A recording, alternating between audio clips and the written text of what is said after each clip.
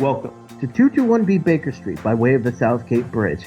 I am your host, Zachary here, avid Sherlockian, and with me, once again, is someone soon becoming everyone's favorite regular, Jesse Jackson. No, not that one.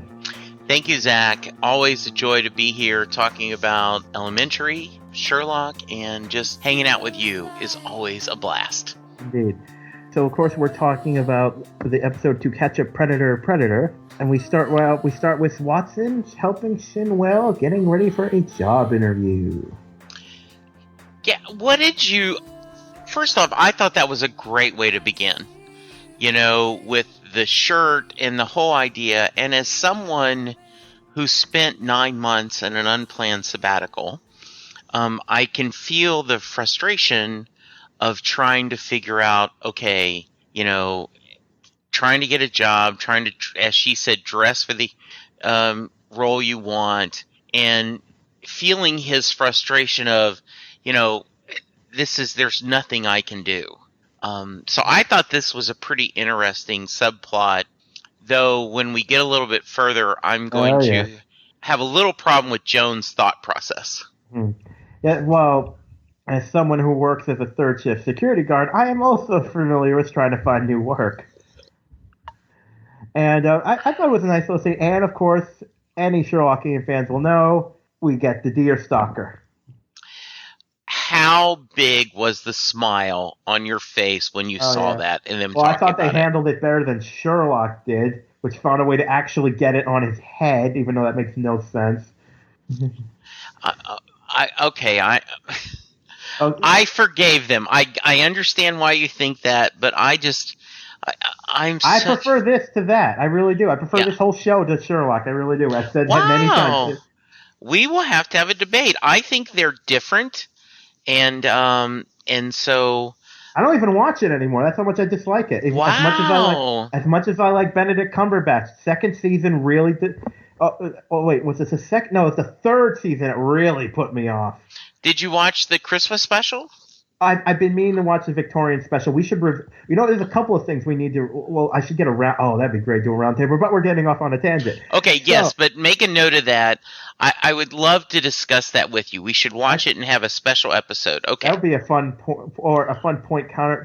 Well, actually, Jesse, we should have you and someone else. We need someone to cover Sherlock, so maybe we'll have you and someone else do it. Okay, good. That sounds nice. If we can get, well, you should see if you can find someone, because I'd be more. Rob needs someone. So okay, but good. Moving. So we get now. I don't have the actor's name in front of me. I could take 2 seconds to look at it, but he's a good actor. He's really good at playing a creep. He's one of those actors that I'm sure in real life he's like the nicest freaking guy, but he plays creeps a lot. So you're talking about the Philip character? Yes, the character in the hotel. No, Jack McGill, but his actual name is Philip Kasnoff. There you go. Yes. We think it's bad. We think it's just a guy having an affair, and we find out pretty soon later on that it's worse. And while he's getting ready for his, and I'm doing air quotes now for those because this is audio, date. Yes. A man gets shot and comes hurtling through the window. Yes. Okay, so a couple things to talk about first. The actor Philip Kasnoff played Sinatra in a miniseries several years ago. Seriously? Yes, he did. He was Sinatra in a miniseries. Really well done. But he goes all the way back to I want to get the years right. 1985 and 1986, he was Alanka Bent, and he was the major villain in that show against this is Patch. Darn it! I almost said a bad word.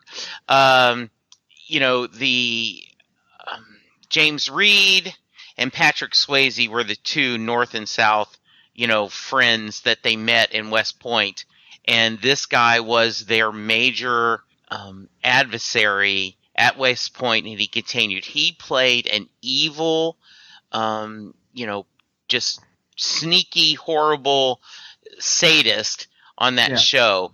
And so, and he, I'm sure he is, as you said, in real world, a really nice guy, but he is absolutely wonderful playing someone that is just evil and I know he was just despising. in Luke Cage. Yes. So Yeah, absolutely. And, he was in, Dollhouse. He's a very busy actor. And when you see him in this, you immediately, what they used to have that website. Oh, that guy, right? And well, that's what I hope to be someday. That guy. Yes. Hey, it's the guy from. Yes. So he's very now. This is actually the scene after when they're standing over the body. This is if people who tuned in to last episode said, I got something that I want to talk about this time. You remember you were talking about how Sherlock, like, how did he get to this point, right? Yes.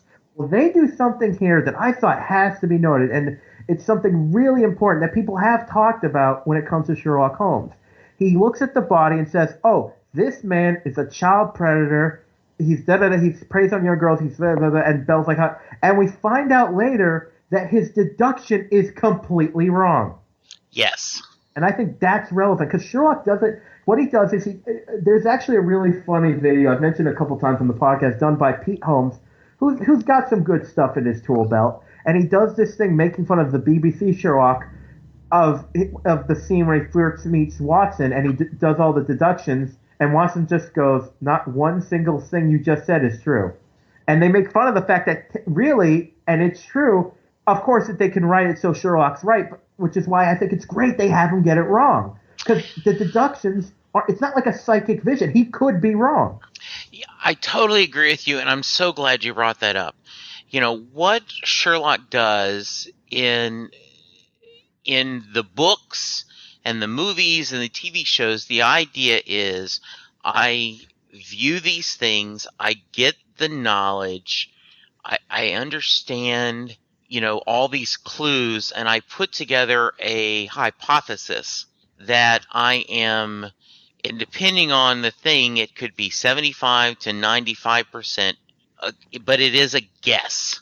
It is a very informed, logical guess, but it is a guess. And I think it serves the character well if every once in a while it gets where he's wrong. Indeed, exactly. And we'll go into one more into why he's one little wrong a little later. So from there he tells you that there was a string of people who got beat up and tied up with the same zip tie, but those people were all let go. They were all child predators. They all were catfish. I still don't know why they used that word for that term, but they are catfished into being lured, thinking they're going to have sex with a young girl, and instead they find someone else. So Sherlock is guessing that this is another one of that man's victims, that because of his size, again, a wrong deduction, because of his size, that the killer this time brought a gun and something went wrong. Right. So they go to Vic and talks to the wife, says, no, there's no way my husband was not a child. And they bring up the young girls. And it's so funny. This is one of those scenes where it's fun to rewatch. Because the brother here, it's like, you jerk. Yes. But when he's like, yeah, I suspected it. You want the pictures of the girls? I confront him in this neck. It's like, you lying son of a... Although the thing is, it's like, you'd think they'd be, I understand they have to ask her about it, but it's like, hey, guess what? Your husband might be a predator. We haven't fully proven that yet, but still, we wanted to bring that up to you. Yeah, I love that, right? Hey, it may happen, and just the broad of that, just the mention of that could cause, problems forever. And that becomes relevant with one of the suspects. Yes. Although, would you want to be the cop to go to that wife later? Because spoiler, it turns out he wasn't. It's just like, hey, guess what? Yeah. That kind of thing that we did.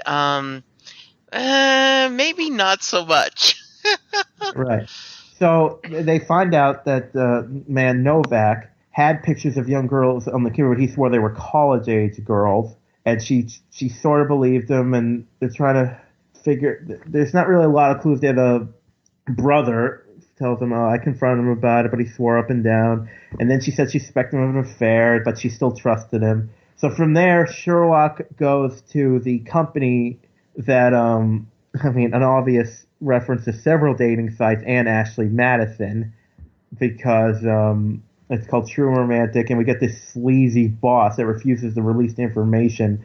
And I love how he's defending the pervert. He's like, "Oh, they're probably not perverts." Yeah. And there is that line, I wanted to tell the guy who's calling his wife from the sleazy no-tell motel, okay, that's a bad idea to call your wife. Actually call from your office if you're going to do this. Not that I know how to have an affair. All my knowledge is based on watching TV shows. But it does seem like this is your wife in the room? No, I'm kidding. Yeah, exactly. So yeah, it is. As you said, it does seem like really this is what you're doing, and what's going on with this. So yeah, I really liked this where they were talking about it. Go. Yeah, the way he's defending him, but then Sherlock notices this girl who becomes very relevant later. We'll talk about that when we get to it. He believes again. Actually, look, this is in a way another wrong deduction. He thinks she was listening in because she wanted to help. Yeah, and he notices she hates her job and she actually does help him. But we learned out later. It's just she helped him not to look suspicious. But she hates him, and she hates everyone there. And we find out later it's very relevant that she hates everyone there. Yes. So she asks for information. It looks more likely she's going to give it to him. So from there, we go to the brownstone. Watson comes in, meets Shinwell. Big surprise, the job didn't go well. Although I bet if Sherlock really wanted to, they could find a job. I mean, come on. They don't know anyone who's on a regular who's an ex-con who's hiring. I mean, I understand the reasons why, because they need his plot to go a certain way, but they could have found something for him. Thank you. Okay, first off, I think this is a horrible decision to teach him how to be a detective. Because, first off, is there really that good of money in it? That totally depends on the skill of the detective. Right. My problem is I don't have a problem with her suggesting that. My problem is she's suggesting it. There's nothing at this point that suggests it. Now, while it's true, she brings up Kitty. The whole reason Sherlock picked Kitty was because she actually showed to be have the beginnings of a good investigator. She had the drive. She just needed focus and training. Shinwell, it looks like he wants to change, but he didn't give. Now, you know what? I just realized they could have saved this with one little thing. They should have had him find his daughter on his own. Yes. Okay. I like that. That could have been oh, look, the way you found your daughter, but you didn't and it shows you're a good person. You could, I don't have a problem with her wanting to train Shinwell. I have a problem at doing it at this point. There's no indication that he's a good detective. And although it does give an indication that Sherlock believes in fate and destiny, but like he says, and he takes that very seriously. I you know what the one that comes to mind is back in it was either season 2, maybe. I think it was season 2. It's when Bell gets, or was it 3? It was one of those. It was when Bell gets shot. Yeah. And there's one, I watched this episode several times, mostly because of this scene. There's that great scene where Sherlock just almost yells at Bell. He's like, because I have faith in you, I have faith on this. And he tells him, it's you're a detective, yeah, but it's more than that. It's a calling. It's your calling. And he takes that very, very seriously. Yes. And I guess that's my worry, is that, and not even worry, my nitpick is, and you've said it very well, why does she think, what drives her to think this is a good solution? He's shown nothing. Yeah. There is just no reason to do this. And I just think, I did not like this storyline. I didn't like that she was.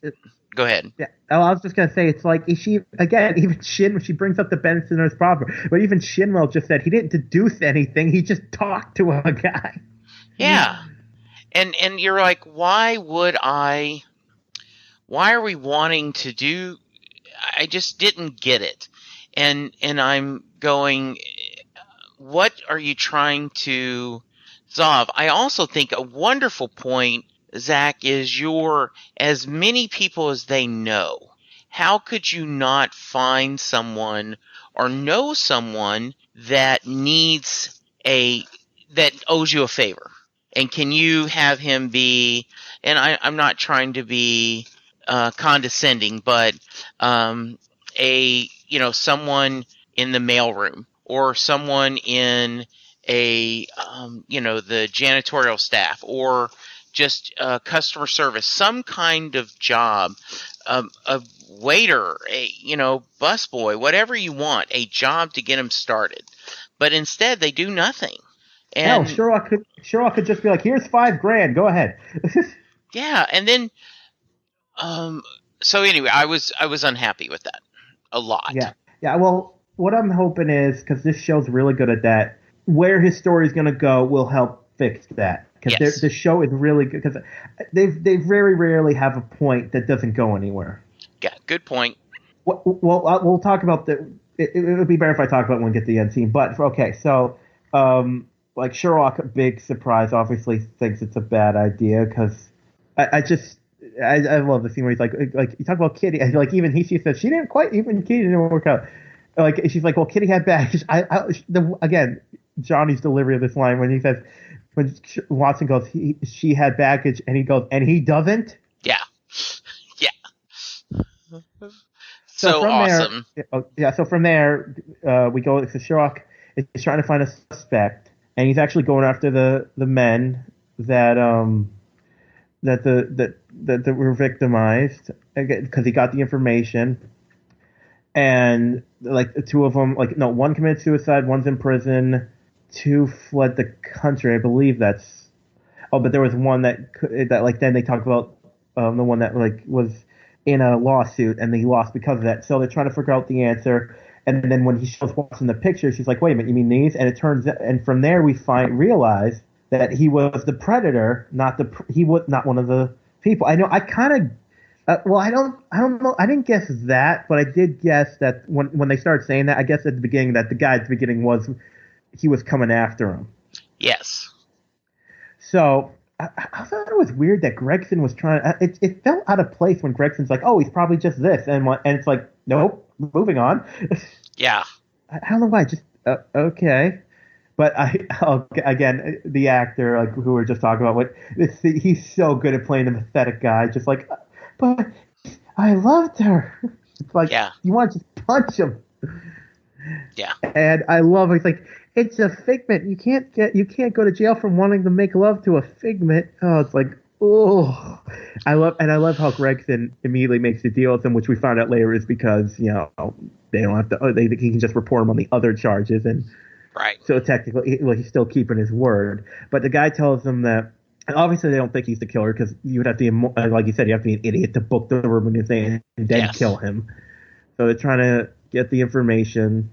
But it turns out he did see something because he actually was going to, and everyone get prepared to have your skin crawl, videotape the experience. Yeah, this guy is so creepy and just so... Ugh. And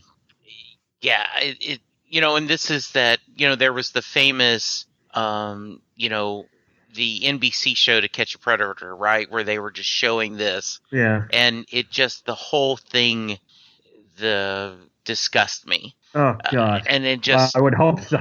Yeah, it is. And just, yeah. Yeah. Yeah, we both just go, yeah. Yeah. So it turns out there's the video episode shows someone pulling out, so they're trying to investigate it.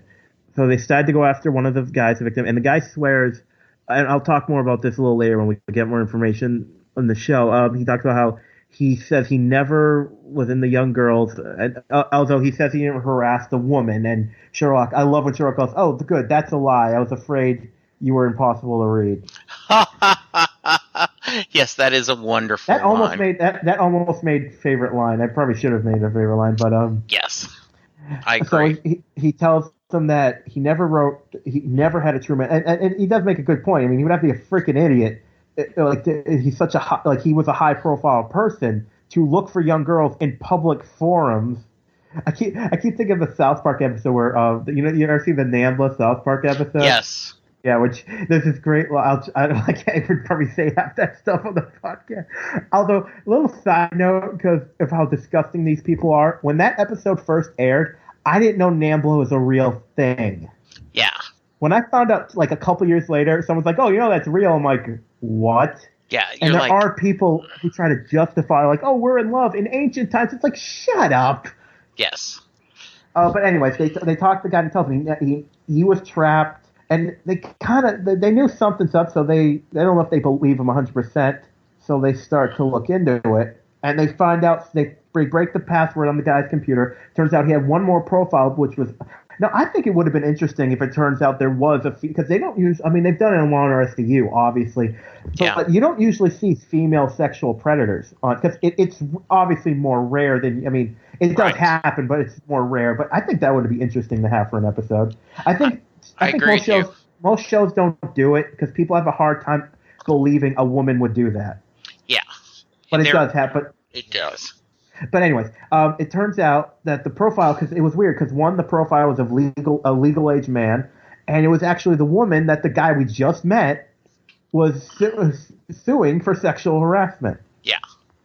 And they're like, so you have a connection, you must know. She's like, listen, I only did it to catch him. I didn't get a lot of money. So they realized she has no, again, and this episode really had a multitude of suspects.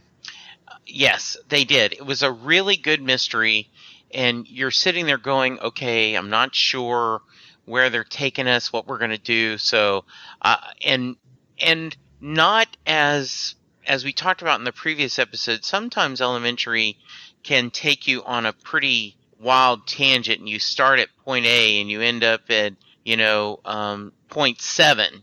I mean, it's not even on the same scale. This one was really well done, but it was a fairly consistent. We didn't take a wild change. We just went through a really winding and twisty discussion. Yeah. So from there, we get Shinwell and Joan, and apparently Shinwell is echoing our sentiments when Joan says you should be a detective. Yeah, he's like, what? What are you talking about? Yeah, so I like that a lot. Well, another way it could be explained, like, because Joan wants to help him so bad, like because again, even Joan can't be always right about, just like Sherlock can't be always right about cases, Joan can't always be right about humans. Yes, I agree. That could be that's a great way to look at it. Yes, it is. So Shinwell always says no. Although there's something I want to touch upon later with that. But so go back to Sherlock. He's doing his whole pretending, and this is actually something that's like something they did on the BBC Sherlock. That Holmes is really good. Like, he knows what to say to get everyone on his side, and Watson's like, "That's terrible," and he's like, "Well, it isn't. It isn't." This almost made favorite lines too. She was a part of. But it was a little too long. But it was like she was part of the Ayn Rand Society, but she left because it was too charitable. And if anyone knows Ayn Rand, you know why that's funny. It is very funny, yes. Yeah. So he gets the names of the investment group, and it turns out the Novak's wife's brother, the fun guy we met earlier, was one of the people in the investment firm, which is an interesting little coincidence. So they confront him, and it's revealed that and they say to him, you knew what your brother was doing, and like you leapt at the chance of paying him as a sexual predator to get guilt off of you. So this probably means you killed him, and I love this when he says no. And again, this is another thing Elementary does very well. It's like he's not the killer because he was doing something else that was criminal. Yeah. So he needed Novak alive, and he was going to use him again. Yes. Oh my God. Well, and not to get too political, but a few years ago, Baylor down here had a coach that was trying to blame a dead student, trying to put things that they were doing on him. And So it's horrible, but at the same time, if you're going to be an evil genius or an evil idiot, that you could see how, okay, yeah, well, I'll just use this to kind of cover my own sins. And it's horrible, but there we go, right? Yeah, it's just crazy. And then I know it's they don't really need to have it. I would have loved to have seen this. Like, I would have liked the sister to be there, because imagine her finding out that that her husband's not a. Oh, and I should make mention of how when Sherlock believed the predator was the killer, he said, if it hadn't been for the killing, I probably would have left this guy alone. Which shows that obviously we know Sherlock believes in bending law, but he for some reason, although we have seen him almost kill, but he believe it's. I really hope they delve more into this one day in an episode. Mm-hmm. Like, where Sherlock? Why does his line go here? Where does his morals come from? Because we know it doesn't come from Dad. Right.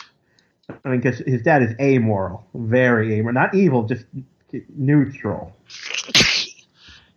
Yeah. The end justifies the means, and whatever you have to do to protect his interests, it's almost like that, I'm just protecting my family. And so therefore I can do anything I want to protect that. Indeed. Now, by the way, I did like how Sherlock had overdue library books. Yes, and he had to pay the fine.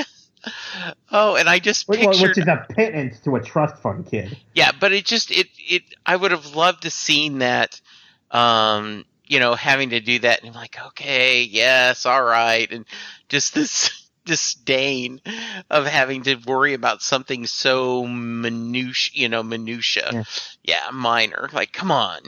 So that was awesome. Yeah. Well, one thing I think is interesting to note is it turns out that guy was telling the truth. He never went after a young girl. But so he lost his family, his job, and everything. But it seems like it was true that he was sexually harassing the woman. So whether or not he deserved what happened to him, we could debate for an hour. Right. I mean, men like that are scum, and we have one like that for president. But moving on. Whoa, there we go. Moving on. Yes. So they start looking into who else could have, and they look into the only two men in the victim pool that, even though they were out of the country, could have physically done it, and they actually, sadly, find the name of one of the victims, and it turns out, again, like how Sherlock said, it's someone I liked, it's someone early in the episode. It turns out the girl from before is actually, what was his name? Fitzhugh's victims, and the whole reason is she killed Novak because of what he did. The guy left the country, so never really faced justice. Right. And I love this actress. I don't know if she's done a lot, but oh god, this scene was so just something. And when she's talking about how he wasn't afraid of him, and he actually felt bad for her, that made it worse, and that's why she killed him. That was something. And this is another thing the show does really good, but this is the first time they've done it this season, is you have complete sympathy for this killer. Yes, you do. And I liked that. Yeah, and they do this sometimes in Sherlock, but this is the first time this season, and I mean, it's one of the things where you would hope that she can kind of get up for psychological reasons, but turns out she's the killer, sadly. I mean, not much gratification there. Right. But you find out Sherlock, because he's lost criminals to non-extradition companies before, that he made arrangements to have Fitzhugh arrested for drugs. Yes. In a country that, you're going away for life. Right. And Watson doesn't even object. Now, here's the thing. My own personal philosophy of this is, in a perfect world, I don't mind when the authorities bend rules to catch bad guys. The problem is you can't always trust the authorities will only use that on the bad guys. That's the problem with it. But if someone told me, like, oh yeah, this child molester fell down, convicted, definitely did it, fell down the stairs at the precinct, I'd be like, well, stuff happens. Yeah. And it doesn't bother me. But the problem is, right, the gray area. How are we going? That's what I mean. Yeah. Like, I can't. It's not that, like, There's so many different examples I can use, but it's like I just said. It's not because you can't trust people to only do this to the guilty. Right. They'll do it to people they think might be guilty. I mean, we could just bring up Guantanamo Bay. How many people are sitting in there right now that have absolutely zero connection to terrorism? Yeah, absolutely. But so I find it interesting, and of course Watson doesn't even bat an eye. But I don't have a problem with it. So from there, and I do like how Sherlock gets some justice. I can almost picture him going to the prison and telling her that he did it. Yes. So from there, we go to Shinwell's place, and it turns out he's got something going on. Now, we don't know what, but something. And this is the real reason he turned down Watson's offer to train him. Yes. And it's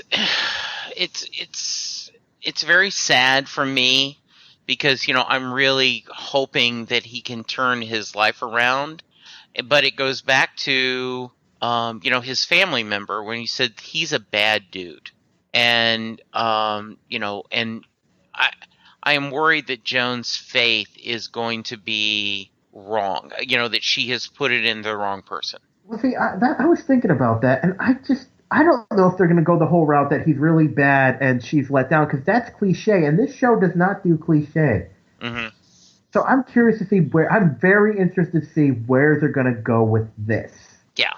So it's definitely got me interested. Mm-hmm. So that's the end of the case. I'll do there was too many to choose from, but the favorite line I picked was, I'd go so far as to call him a masturbator. Yeah. Yeah. So my final thoughts during this episode is I liked it a lot. It had a lot of suspects, and it was very, I love a good crime when I have sympathy for the revealed killer, and I like how interesting the victim was. There was so many layers to the crime and different stuff to it, and I even think it had pretty good rewatch value. And again, yeah, like we talked about, the only thing I really didn't like was, again, I don't have a problem with Watson offering Shinwell being a detective. I just think they could have done more to have a reason for her to offer that. It was a bit plot device-ish, and I hate to say that about something from the show. But overall, I would definitely give this episode good marks, and I'd give it high rewatch value. Yeah, I thought this was a really good episode, and I'm glad that we're getting a little bit more with Joan's kind of stray puppy that she's picked up. Shinwell, I'm curious to see what he's doing. So, I would give this another consistent, and I apologize, listeners, but... Oh, God. What are you going to do? 8 nose trimmers. Because this was fun, and this was... And an episode about child predators should not be... I'm not saying that was fun. I'm saying the case was fun, and the interactions, and just good stuff. I'm surprised. Okay, here's what Jesse should have used: 8 zip ties, 8 deerstalker hats. Well, I was going to use the deerstalker hat, but I figured you would roll your eyes at that. Oh, but the freaking nose trimmer. I don't got to roll my... Or how about... Oh, why don't you go all the way? 8 fake true romantic profiles. Yeah, 8 online romances. Absolutely. Oh, yes. God. I could just use one, but... Okay. Well, not like that. Just no, I understand. Okay, just want to make sure I don't need a headline tomorrow on the web. A podcaster, with my luck, that's what I'm known for. There's a freaking trending headline. Podcaster says he wants to be seduced by underage girls. Like, I did not say that. That is not what I said. Absolutely, very cool. Oh wait, 8 pervert boats. Yeah. Yes. Very nice. That sounds like a really bad adult film. Yes, it does. Pervert Boat 7. Yeah, that's scary. All right. So where can they find you, Jesse? They can find me at Jesse Jackson, DFW. You can also hear me talk about Bruce Springsteen and music on Set Lusting Bruce, and I talk about Doctor Who on Next Stop Everywhere. And yourself, sir, where can they find you? Well, you can always find me on Facebook, and of course, Twitter, Instagram, Insanity. And as always, you always on any connection to any of the podcasts you do for Southgate Media. And you can always contact me into my Instagram, Sandy Webisodes, which more will be coming on that soon. Awesome. All right, so that's it for this week, everyone. Tune in next time, but we have to depart for the game is afoot.